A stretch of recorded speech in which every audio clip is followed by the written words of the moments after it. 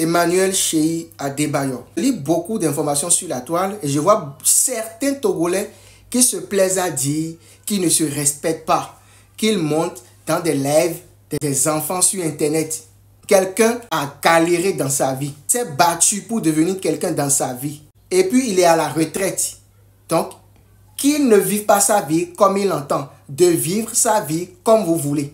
La belle preuve, quand on meurt, chacun va dans son cercueil. Pourquoi vouloir que Emmanuel Cheyi Adebayor soit ce que vous pensez? Il y a certains même qui disent en commentaire, Didier Drogba ne va jamais monter sur un live comme Emmanuel Adebayor. Pourquoi voulez-vous comparer Emmanuel Adebayor à Didier Drogba? C'est deux personnalités différentes.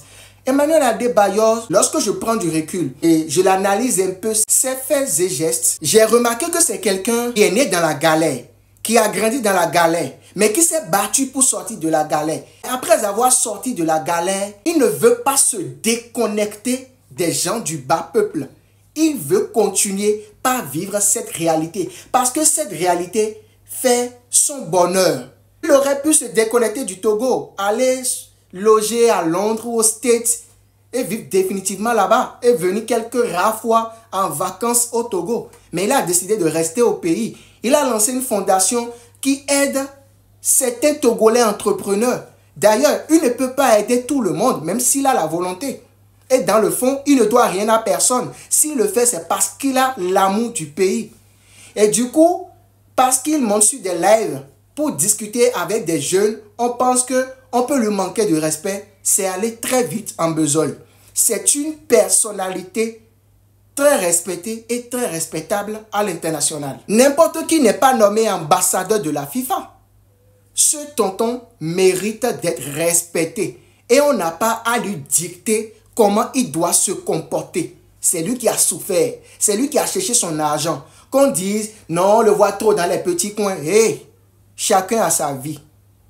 Il ne doit rien à personne. Il est libre de vivre sa vie comme il entend. Et dans la vérité, c'est la seule personnalité togolaise très influente à l'international après son excellence Faure Gnassingbé.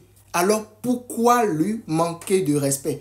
Encore que quelqu'un de sa trempe, si tu lui manques du respect, Dieu peut te fermer des portes. Je vais t'expliquer pourquoi. Dieu déclare dans sa parole que toute autorité vient de lui. Si toute autorité vient de Dieu, alors si tu manques du respect à quelqu'un de cette dimension, est-ce que tu sais que Dieu peut te fermer des portes de grâce?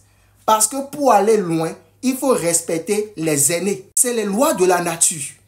On n'a pas manqué du respect à une personnalité de cette trempe. Vous avez déjà vu une fois les Ivoiriens manquer du respect à Daizoko, Didier Drogba sur Internet? De cette façon-là? Non. Mettons du respect sur le nom de Cheyi Emmanuel Adebayor, frère ambassadeur du drapeau togolais au plan mondial.